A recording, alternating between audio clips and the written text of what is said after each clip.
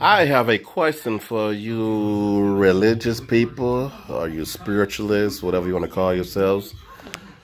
And I know what it says in Matthew about whatever you bound or bind on earth is bound in heaven. Whatever you uh, bound on earth is bound in heaven. Whatever you loose on earth is loose in heaven. Whatever is loose in heaven is loose on earth. Whatever is bound in heaven is bound on earth. I understand that. So what are y'all saying when y'all be saying, Satan, I bind you, I bind you? You know, I hear people say that a lot when something catastrophic happens. I bind you. This person is healed. You now have this healing. What do you mean you bind them? How are you going to bind? Look, get something straight. Satan, a.k.a. Lucifer, a.k.a. the devil, he's not bound to hell. He's not bound to the bottomless pit. He is moving to and fro inside the earth, on the earth, and also in what? The first and probably the second heaven. Because remember, in the book of Zechariah, where he's confronting the priest, bringing accusation against him before God. And even though Jesus said, God said, is not this man like a burning stick plucked from the fire? But Satan is there saying, but he don't deserve retribution. He doesn't deserve to be saved. He doesn't deserve to be saved. The same thing that he said before concerning, who was that? Job. The same thing that he said concerning Abraham. So if he's bound, if he's chained up, if he's bound to the pit, he can't do that. Look, Azrael, who was astride with all unrighteousness, is bound. He's laying on jagged rocks, chained up in the bottomless pit. He ain't going nowhere. And the other 199, they are bound from ascending back to heaven. So they are limited here on the earth. That's why they are bound on earth. So therefore, they're bound out of heaven. Okay? Now, I'm not saying Satan is loose in heaven. No. But Satan still has a role to play. He is the accuser of the brethren. And he can't accuse anyone if he's bound. That's why when he presents himself before God with the rest of the sons of God, remember, he's always there.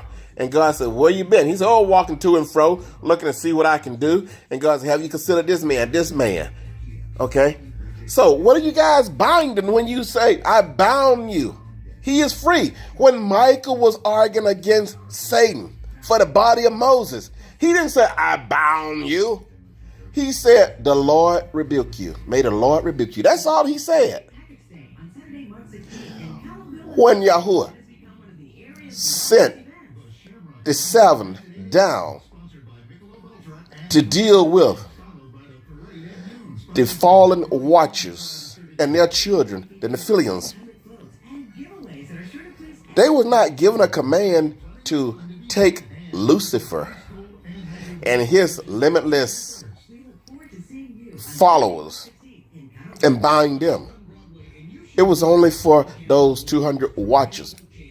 What did I mean about Lucifer and his limited watch? Well, remember when God created the angels, okay, and they said that they was created on the first day. You won't find that in your Bible, but that's what it say. He created a number so vast that no man could count. All right. So if you got an incalculable number of angels, and if you take a third of those, that's still an incalculable amount of angels. In other words, we can't count the total amount. So how many fell? A third? How many is that? I don't know. I can't count that either. So when Lucifer fell, he took an unknown number with him. Do you get it? Fallen angels are not evil spirits. The children of the Nephilims, they are evil spirits. They are the evil spirit. The fallen angels, they still masquerade as angels of light because they were angels of light until they fail. They still know what the words say. They still know this and that. They just don't know everything. That's why when God sent his prophet, because God revealed things through his prophet, The angels be like, okay, so this is what's going on. But they know a lot, but they don't know everything, okay? Now, the seven spirit who stand before God, they knows a lot. Seven spirit, who you talking about? I don't know all the name. I mean, you got Uriel, Gabriel, Michael, Raphael, Raguel, and the other two who stand before the Lord in his presence all the time. The chief angels. You know, when he went down to confuse the language and he said, let us, he was speaking to them. Let us go down and confuse their language. When he was dealing with the Nephilim children, he sent them. You know, they are the ones who always stand before him in his presence. And not a single one of them was given instructions to bound or bind Lucifer. So when you guys are saying, and girls, when y'all are saying, I bind you, Lucifer, what are you saying? And if you bind him, how come he keeps getting loose? So he can inflict someone else, cause someone else to be sick, cause problems somewhere else. You should rebuke him, but the Bible says resist and he will flee. It didn't say try to bind him. It said resist and he will flee. He didn't run away. He will flee from you. All you got to do is resist. Because he don't have much time.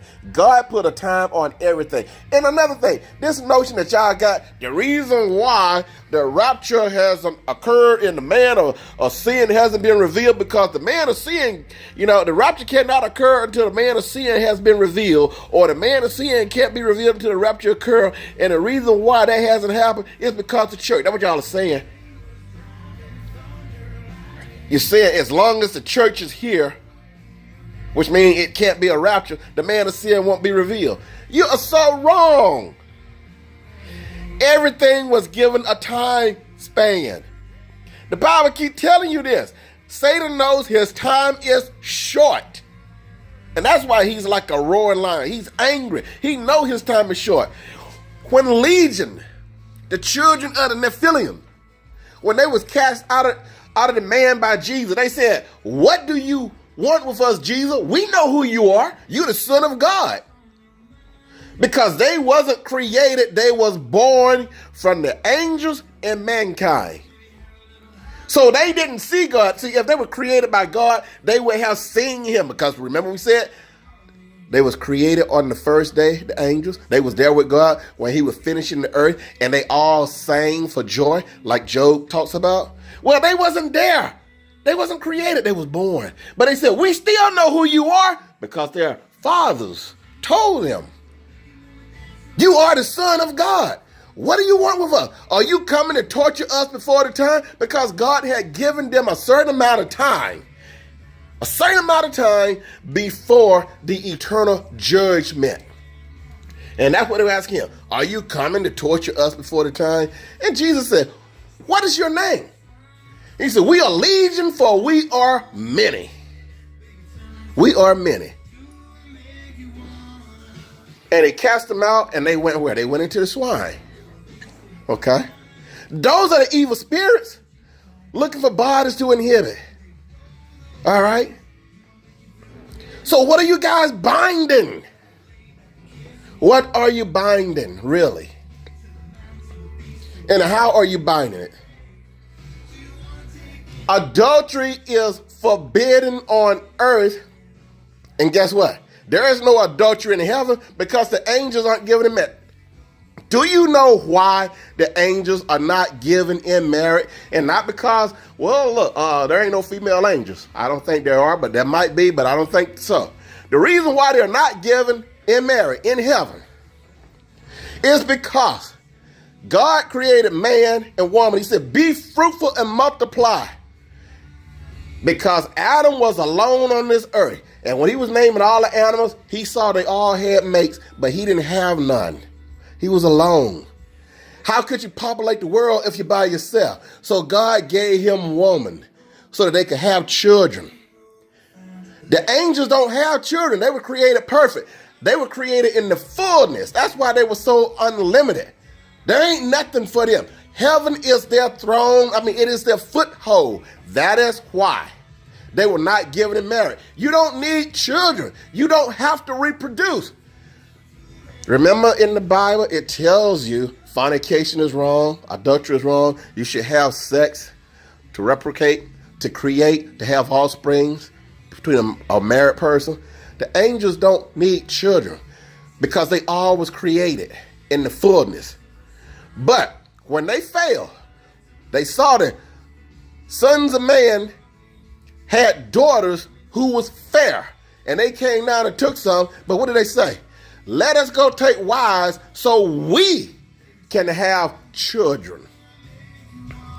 They wanted to have children, and that's why they came down and fell. Not just so they could have sex. They wanted children. And that's why they're not forgiven. They lost their estate. They gave up their eternal body. They gave up their heavenly splendor.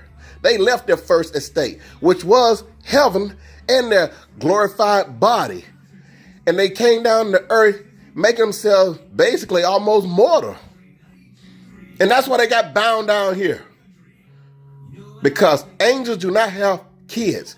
So that is bound from heaven and it bound on earth. And that's why when Joshua and Moses and the rest of them went into the promised land, they was told, kill them all because the DNA had been contaminated. If you understand the book of Genesis. So what are y'all binding? Y'all need to get over that stuff and get over, oh, well, you know, until the church is taken away, the man of sin can't be revealed. He will be revealed when the time is up. That's in the scripture. Remember, where does the beast come from? He comes out of the bottomless pit. Satan is not in the bottomless pit. But Satan is there, what? To give him power. And remember, the beast did power. I mean, he exercised all kinds of stuff in the presence of who? Of Satan, who gave him his power. Who did we say was bound up? We said Azazel, who was given credit for bringing all kinds of evil upon the world. But some say, hey, it's going to be Gilgamesh or Nimrod. It might be. I don't care. I don't think I'm going to be here to see it. I might be taken by then. That's not a bad thing. When I say taken, I mean dead by then. Understand this. You're misunderstanding the Bible. When he say 2 is on the roof, 1 is taken, 1 is left. 2 is in the field, 1 is taken, 1 is left. Y'all think when he say taken, you're taken by the rapture. No. Remember the parable of the vineyard where they planted the seeds and some fell on good soil and they grew and there was weed that grew up with them, and the angel said, let us go and pluck the weeds from among them. And God said no, because if you do that, you might pluck them up as well. Let them grow together. And in the end, we will go and pluck the weeds up and bind them. And then we'll take in the harvest. Those, remember Jesus said, where the buzzard fly, that's the dead thing. Remember what happened in the book of Genesis with the ark? Who was taken? No one of them was saved. They was left behind on the earth. They was left behind. They was in the ark. Who was taken? Everyone outside the ark. They was taken. Taken where? To destruction. And that's what the Bible telling you. Those who are taken to destruction. Those who are left will be saved. It will be a remnant.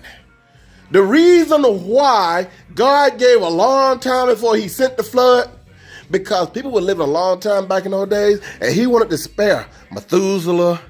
He wanted to spare Lamech. He wanted to spare all of these people who had been alive, the agony of seeing the destruction of their descendants, their grandkids, their sons and daughters. So in the end, he took Enoch, and the only person that was alive, patriot, was who? Methuselah and Noah. So finally he told Noah, get wives for your sons. And after Methuselah died, it was just Noah, and then the flood came. And God allowed them to depart from the earth to spare them what was going to come during the flood. And that's what I say. I don't think I'm going to be here. And it's not a bad thing if I'm not. Because I get to miss all this that's going on, because the Bible tells us there will never be a time as bad as this. So again, stop misunderstanding the Bible. Gee, challenge me on this. Please, somebody, anybody, challenge me on this.